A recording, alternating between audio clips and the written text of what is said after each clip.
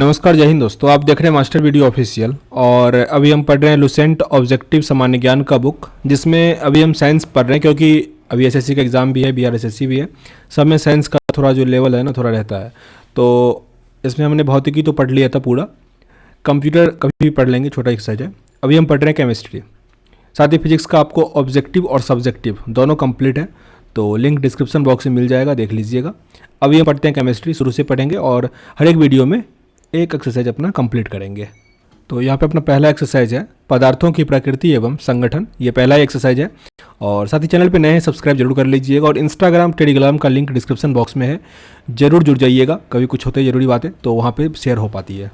यहाँ पहला प्रश्न है अपना कि विश्व का प्रत्येक पदार्थ अत्यंत सूक्ष्म कणों से मिलकर बना हुआ है, यह प्रथम किसने कहा था? सर्वप्रथम किनके द्वारा कहा गया था कि पदार्थ जो है वो सूक्ष्म कणों से मिलकर बना हुआ है? तो ये कहा था कनाद ने। काफ़ी इंपॉर्टेंट है कनाद। एक ही कनाद मतलब कण, एक ही कण से जो है वो पूरा पदार्थ बना हुआ है, तो आप कनाद याद रख सकते हैं।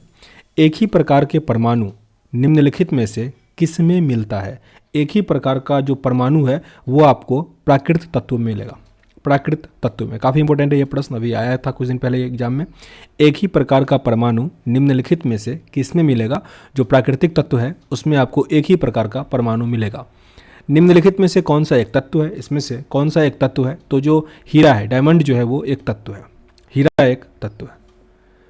शुद्ध तत्व कौन सा है? शुद्ध तत्व इसमें से सोडियम हो जाएगा। सोडियम का Na होता है, सोडियम। सोडियम एक शुद्ध तत्व है। कोयला है, कोयला जो है वो तत्व है, कोयला भी क्या है? तत्व है। हीरा अभी पढ़े थे, हीरा भी क्या है? तत्व ही है, हीरा तत्व है। अगर यहाँ पे पदार्थ और तत्व दिया गया है, क्या हुआ, मिर्गी आ गया था शायद इसको। यहाँ पे देखिए पदार्थ और तत्व दिया गया है, सुमेलित करना है। तो यहाँ पे हीरा, हीरा जो है कार्बन का अपरूप है, तो कार्बन पे ले चलेंगे। जो संगमरमर है वो कैल्शियम, संगमरमर कैल्शियम। रेत, बालू जो है वो सिलिकॉन, सिलिकॉन। और माणिक्य जो है वो तत्व है एल्यूमिनियम, एल्यूमिनियम। दो या दो से अधिक तत्वों के मात्रा के विचार से एक निश्चित अनुपात के संयोग करने वाला पदार्थ क्या कहलाता है? रिपीट करते हैं, दो या दो से अधिक तत्वों की मात्रा, तत्व जो होता है वो इंडिपेंडेंट, किसी से बनता नहीं है, वो तत्व की मात्रा के विचार से एक निश्चित अनुपात में अगर संयोग करके बना होगा तो वो होगा यौगिक। यौगिक का डिफिनेशन बहुत लोग भूल जाते हैं, यौगिक काफ़ी इंपॉर्टेंट है। जैसे एक होता है तत्व, फिर होता है यौगिक और होता है मिश्रण। तत्व तो हो गया कि जैसे हम लोग अल्फ़ाबेट में पढ़ते हैं ना वॉवेल, कि उसको किसी भी चीज़ की ज़रूरत नहीं है, वो इंडिपेंडेंट है। जैसे मूल मात्रक पढ़ते हैं वो इंडिपेंडेंट है, वैसा ही तत्व है वो इंडिपेंडेंट है। वहीं यौगिक की बात करें तो इसमें आपको फिक्स रेशियो में समान चाहिए। जैसे अगर आप पानी की बात करो तो H2O मिलाओगे तभी पानी बनेगा, अगर आप H5O मिला दोगे तो पानी नहीं बनेगा। मतलब यहाँ पे जो समान है वो तो दो चाहिए या तीन चाहिए, जो भी चाहिए वो तो वही समान चाहिए, लेकिन उसका मात्रा भी होना चाहिए, एक निश्चित अनुपात में होना चाहिए, ठीक ना। वो हो जाएगा आपका यौगिक, काफ़ी इंपॉर्टेंट है।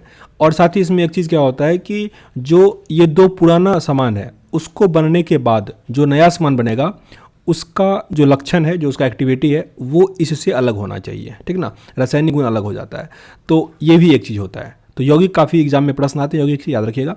मिश्रण हो गया कि खिचड़ी बना दो, सब कुछ मिला दो किसी भी अनुपात में, तो वो हो गया मिश्रण, ठीक है ना। तो यहाँ पूछा जा रहा था कि दो या दो से अधिक तत्वों की मात्रा के विचार से एक निश्चित अनुपात में अगर संयोग करेगा तो वो बनेगा यौगिक। निम्नलिखित में से कौन सा पदार्थ यौगिक के बारे में सही नहीं है? मतलब यौगिक के बारे में कौन सा कथन यहाँ पे गलत बता रहा है? पहला है कि यौगिक में पदार्थ की मात्रा का संयोजन और निश्चित होता है, यही गलत हो जाएगा। यहाँ पे क्या होता है? फिक्स रेशियो में होता है, फिक्स अनुपात होता है, निश्चित होता है, तो यही आंसर होगा। आगे क्या सब पढ़ लेते हैं। घटकों को केवल रासायनिक या विद्युत रासायनिक अभिक्रिया से ही अलग किया जा सकता है, ये काफ़ी इंपॉर्टेंट है और सही भी है। जो घटक है यौगिक जो है उसको केवल रासायनिक या विद्युत रासायनिक, दोनों में रासायनिक ही है, अभिक्रिया से अलग कर सकते हैं। तत्व नए यौगिक बनने के लिए अभिक्रिया करता है, हमेशा मैंने कहा कि रासायनिक कुछ होता है तभी वो चेंज हो पाएगा, तो ये सही है। प्रत्येक नए पदार्थ की रचना हमेशा निर्धारित होती है, ये भी सही है। कुछ ऐसा नहीं कि कुछ नया बन जाएगा, फिक्स से दो चीज़ बन जाएगा तो उसके अकॉर्डिंग रिएक्शन के अकॉर्डिंग ही मिलेगा। जैसे आप H2O को मिलाइएगा तो वो जल ही बनेगा, कुछ और नहीं बन जाएगा। आगे देखिए 10वां प्रश्न। निम्नलिखित में से एक इसमें से यौगिक है, इसमें से कौन सा एक यौगिक है?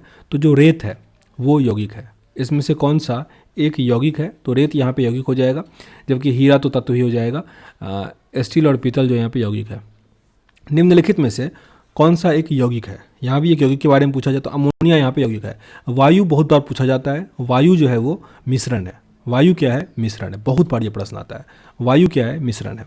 निम्नलिखित में से रासायनिक यौगिक कौन सा है, इसमें से रासायनिक यौगिक कौन सा हो जाएगा, तो जो अमोनिया है वो है रासायनिक यौगिक। अभी ऊपर ही पढ़े हुए थे अमोनिया, तो वही है रासायनिक यौगिक अमोनिया। निम्नलिखित में से कौन सा एक यौगिक है, तो यहाँ पे जल का एग्जाम्पल सब देते हैं H2O, तो यही क्या होगा, यौगिक हो जाएगा। जल एक यौगिक है क्योंकि जो इसका रासायनिक बंध है वो दो भिन्न तत्वों से बना हुआ है, ये यहाँ पे सही है। जबकि ये तीनों रूप में पाया जाता है ऐसा कुछ है नहीं। हाइड्रोजन ऑक्सीजन, इसमें हाइड्रोजन ऑक्सीजन होता है, तो देखिए ये तो होता है लेकिन कोई फिक्स रेशियो का जिक्र नहीं किया गया, जो कि यौगिक का डिफिनीशन ही है, तो ये भी नहीं होगा। यह रासायनिक साधनों द्वारा दो तरल पदार्थों में तोड़ा जा सकता है, तो ऐसे बहुत सारे एलिमेंट है जो तोड़ा जा सकता है, तो ये भी नहीं है, ये यहाँ पे अधिक सही है। विरंजक चूर्ण है, विरंजक चूर्ण को किस में रखा जाएगा, तो वो एक यौगिक है। विरंजक चूर्ण जो है ब्लीचिंग पाउडर, वो यौगिक है। दो या दो से अधिक शुद्ध पदार्थों को किसी भी अनुपात में, देखिए यहाँ पे लिखा है कोई फिक्स रेशियो नहीं है, किसी भी अनुपात में मिला देगा तो वो तो मिश्रण बन जाएगा, वो मिश्रण बन जाएगा। निम्नलिखित में से कौन सा एक मिश्रण नहीं है, यहाँ पे कौन सा है जो एक मिश्रण नहीं है, तो ग्रेफाइट जो है वो मिश्रण नहीं होगा, जबकि कांच, पीतल, इस्पात ये सब मिश्रण है। निम्नलिखित में से कौन सा पदार्थ एक मिश्रण नहीं है, यहाँ पे भी फिर से एक प्रश्न आ गया कि मिश्रण नहीं है, तो यहाँ पे टीन एक मिश्रण नहीं है, जबकि समुद्री जल, मृदा, वायु ये सब मिश्रण है, ये यौगिक है टीन। निम्नलिखित में से कौन सा एक तत्व है और ना ही यौगिक है, मतलब ना तो तत्व है ना ही यौगिक है, मतलब मिश्रण है, तो वो वायु। वायु क्या है, मिश्रण है। वायु याद रखिएगा, बहुत बार ये प्रश्न आता है वायु। स्टेनलेस स्टील एक मिश्र धातु है, जबकि वायु क्या है, एक मिश्रण है, मिश्रण ही है। वायु, देखिए कैसा प्रश्न है, स्टेनलेस स्टील एक मिश्र धातु है, जबकि वायु क्या है, सबको लगेगा कुछ अलग होगा, लेकिन नहीं, ये भी क्या है, मिश्रण ही है। वायु निम्नलिखित में से क्या है, मिश्रण है। बारूद होता है, बारूद जो है वो भी क्या है, एक मिश्रण है। बारूद क्या है, मिश्रण है।